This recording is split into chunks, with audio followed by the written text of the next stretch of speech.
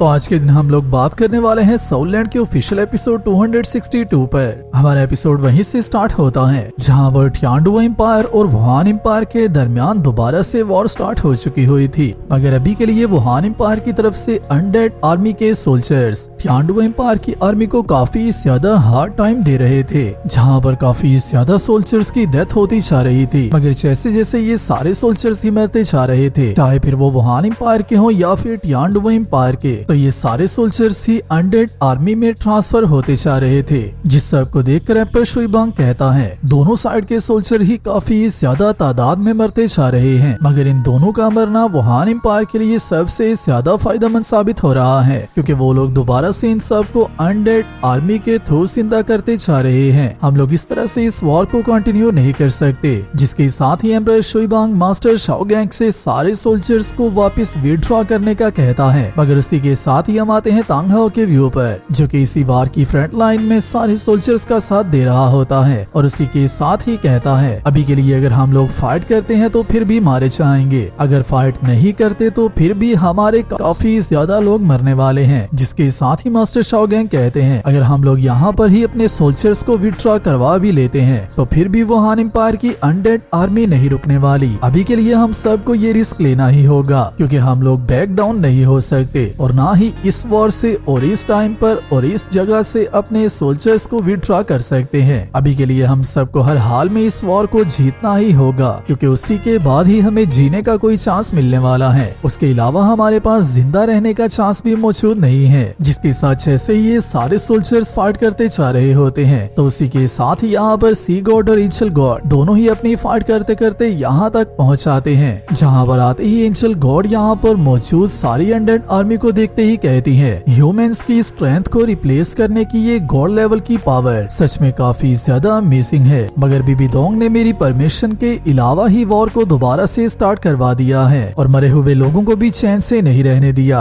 और ये सब बातें कियान नेक्शे होली प्रिंसेस यूलिना को बता रही होती है। जिसके साथ ही हम देखते हैं तांग सेन भी यहाँ पर पहुँच जाता है, आते ही यहाँ पर एक सोल्जर को गिरने से भी बचा लेता है, जिसे देखते ही सब लोग काफी ज्यादा अमेज हो जाते हैं। और इसी के साथ ही जिस सोल्जर को तांग सेन ने बचाया होता है बाइशियांग उसे लेने के लिए आ जाती है और आते ही उसे तांग सेन से ले लेती है। जिसके साथ ही तांग सेन कियान नेक्शे से कहता है वुहान एम्पायर ने अभी के लिए जिस वॉर को स्टार्ट कर दिया है और जिस पावर को वुहान एम्पायर यूज कर रहा है वो सारी ही गलत है, क्या तुम अभी भी क्रिमिनल्स का साथ दे रही हो। जिसके साथ ही कियान नेक्शे तांग सेन से कहती है मुझे जितना जल्दी हो सके उतना जल्दी तुम्हें डिफीट करना होगा, उसके बाद ही मैं सब कुछ अपने कंट्रोल में ले सकती हूँ और वुहान एम्पायर में वापिस आकर उसे जीतने के लिए लीड कर सकती हूँ, जिसके बाद ही ये वॉर खत्म हो पाएगी। जिसके साथ ही दोनों गॉड लेवल कैरेक्टर्स के दरमियान दोबारा से वॉर स्टार्ट हो जाती है, मगर जैसे ही इन दोनों का दोबारा से क्लैश होता है तो यहाँ पर इंसानों के फाइट करने के दौरान हम लोग जिस स्लोमो को देखते हैं उस सब का मतलब ये था कि गॉड्स की फाइट और इनकी स्पीड रेगुलर ह्यूमंस से काफी ज्यादा है, क्योंकि जैसे ही कियान नेक्शे और तांग सेन एक दूसरे के साथ टकराते हैं तो इनकी साइड्स पर मौजूद जितने भी सोल्जर्स फाइट कर रहे थे वो सब एक जगह पर रुके हुए ही फील हो रहे होते हैं। जिसके पीछे की रीजन सिर्फ इतनी है कि गॉड्स की स्पीड बहुत ही ज्यादा टाइम्स फास्टर है। जहाँ पर रेगुलर सोल्जर्स एक दफा के लिए अपने अटैक्स को एक्सचेंज करते हैं, वहीं पर गॉड्स काफी ज्यादा टाइम्स अपने अटैक्स को एक्सचेंज कर चुके होते हैं। और यहाँ पर भी ठीक ऐसा ही होता है। इन सोल्जर्स के अपने स्वार्ड अटैक को एक्सचेंज करने से पहले ही तांग सेन और कियान नेक्शे और दोनों ही एक दूसरे के साथ फियर्सली बैटल करना स्टार्ट कर देते हैं, मगर यहाँ पर कियान नेक्शे की पावर तांग सेन के तकरीबन बराबर ही लग रही थी। जहाँ से मुझे ऐसा लगता है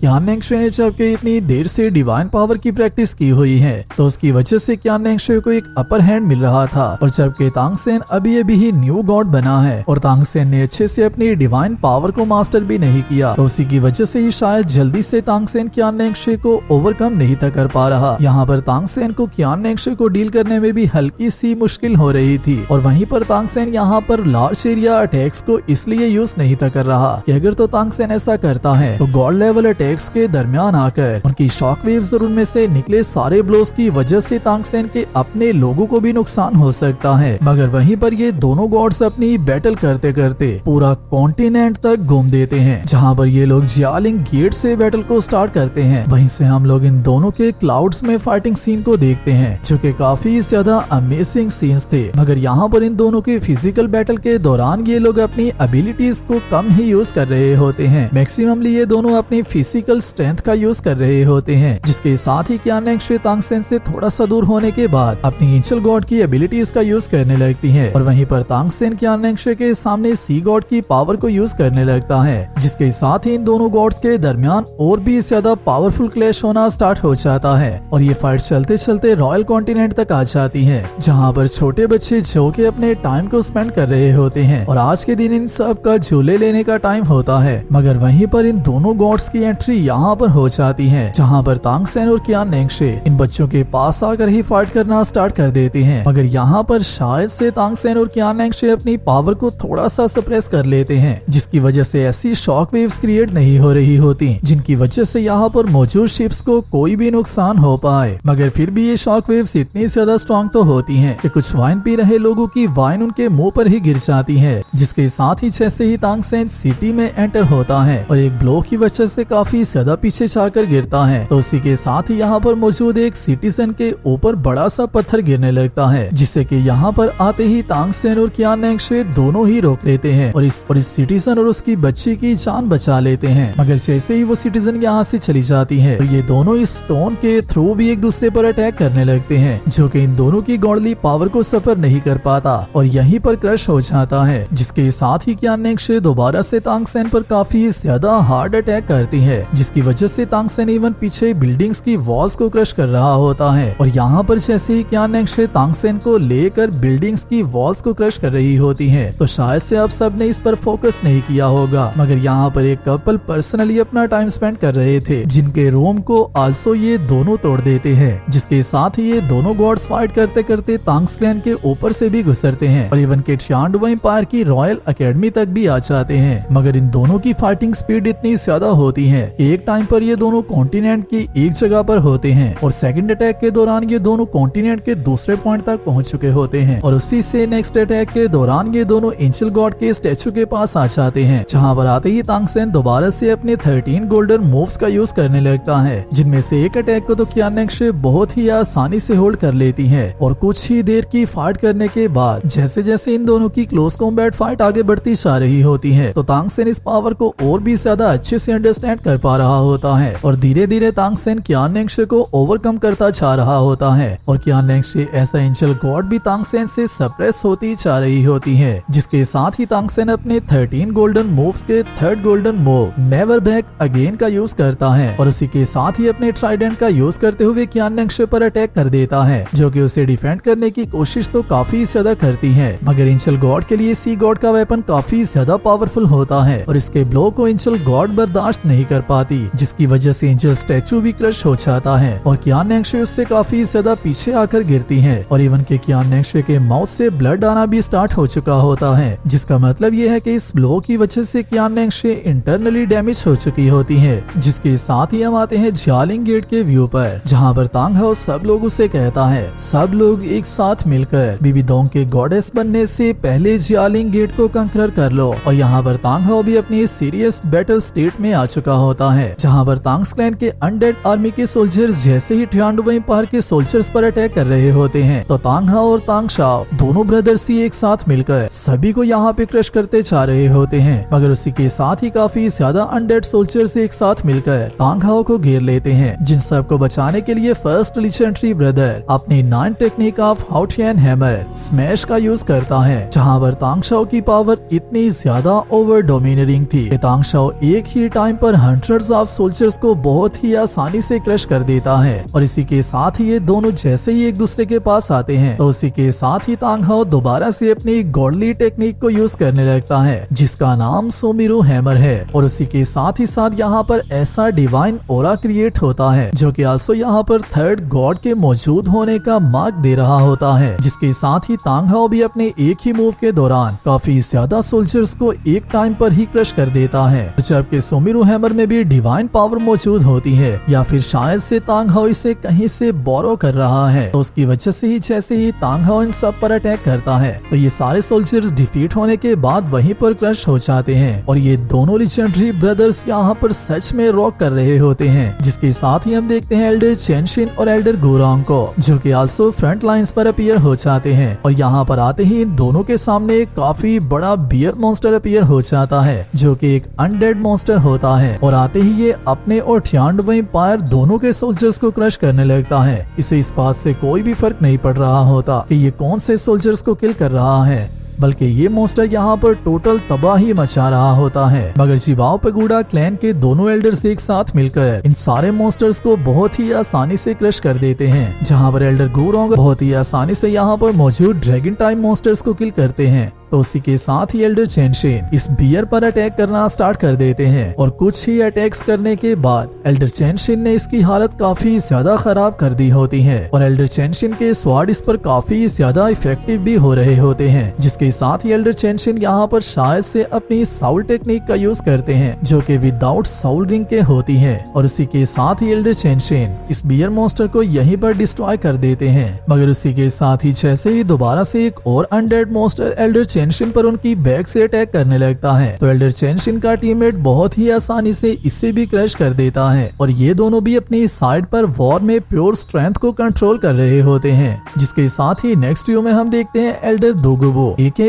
एल्डर वेनम को जो कि इन सारे मॉन्स्टर से तंग आने के बाद एंडलेस क्वीन मेड्यूसा गेज का यूज करते हैं और क्वीन मेड्यूसा चाहे किस भी सीरीज या फिर किस भी यूनिवर्स से बिलोंग क्यों ना करती हो, इसकी पावर्स के बारे में आप सबको अच्छे से आइडिया होगा। क्वीन मेड्यूसा आल्सो एक गॉड लेवल कैरेक्टर है जो कि इवन अच्छे गॉड्स को भी टक्कर दे सकती है। जहाँ पर जैसे एल्डर वेनम अपने मेड्यूसा गेज टेक्निक का यूज करते हैं तो उसी के साथ ही यहाँ पर मौजूद सारे अनडेड सोल्जर्स पत्थर में चेंज होना स्टार्ट हो जाते हैं और ये सारे ही स्टोन्स बनकर क्रश होना स्टार्ट हो जाते हैं, जिन्हें देखते ही तांग हाओ काफी ज्यादा शॉक होता है और उसी के साथ ही कहता है एल्डर वेनम की पावर इवन के अनडेड आर्मी के सोल्जर्स को भी स्टोन्स में कन्वर्ट कर सकती है। और इसी को देखते ही सारे वर्शिपर्स की हालत काफी ज्यादा खराब हो जाती है और उन्हें काफी ज्यादा गुस्सा आता है, जिसे देखते ही गोल्डन क्रोकोडाइल कहता है ये मेड्यूसा की स्कल है, मैंने ऐसा नहीं था सोचा कि इस स्किल का यूज करते हुए दोगुबो इवन के हमारे अनडेड सोल्जर्स को भी रोक लेगा।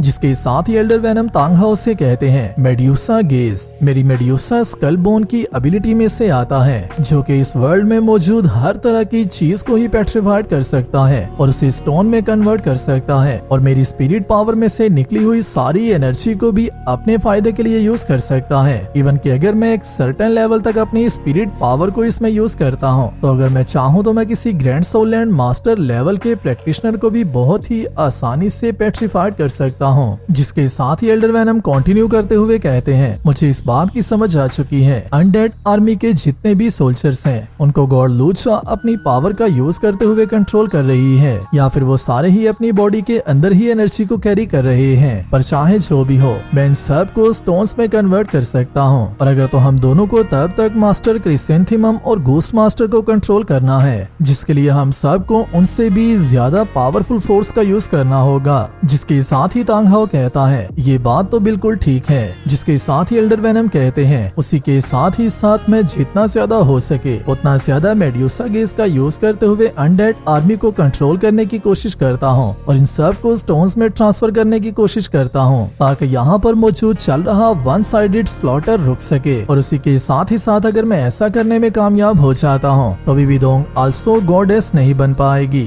जिसके साथ ही एल्डर वेनम अपनी टेक्निक को यूज करना स्टार्ट कर देते हैं। मगर उसी के साथ ही तांग हाओ उनसे कहता है यह आपकी स्पिरिट पावर को बहुत ज्यादा हद तक ट्रेन कर देगा और मुझे इस बात का डर है कि आपकी बॉडी सबको हैंडल नहीं कर पाएगी। यहाँ पर नोट करने वाली बात तांग हाओ का एल्डर दोगुबो को सीनियर कहना था। एल्डर वेनम की एज तांग हाओ से काफी ज्यादा है, चाहे फिर उनकी पावर या फिर उनकी एबिलिटीज तांग हाओ को कम्पीट ना कर सकती हो, मगर उनका लाइफ एक्सपीरियंस तांग हाओ से ज्यादा है। जिसके साथ ही एल्डर वेनम तांग हाओ से कहते हैं बात चाहे जो भी हो मुझे अभी के वक्त हर हाल में ये करना होगा और हमारे पास इस सब को रोकने का सिर्फ यही एक रास्ता है। जिसे देखते ही गोल्डन क्रोकोडाइल कहता है चाहे कुछ भी हो जाए हम लोग विविदोंग के प्लान्स को इस तरह से स्पॉइल नहीं होने देंगे। और वुहान एम्पायर का स्लॉटर इस तरह से कभी भी नहीं रुकेगा। हमें कुछ भी कर दोगु बू को रोकना होगा। जिसके साथ ही हम देखते हैं एल्डर युगवान को, जो कि अपने सारे अनडेड आर्मी के सोल्जर्स को कहता है, सब लोग मेरी बात जल्दी से सुनो, एक साथ मिलकर दोगु बू को किल कर दो।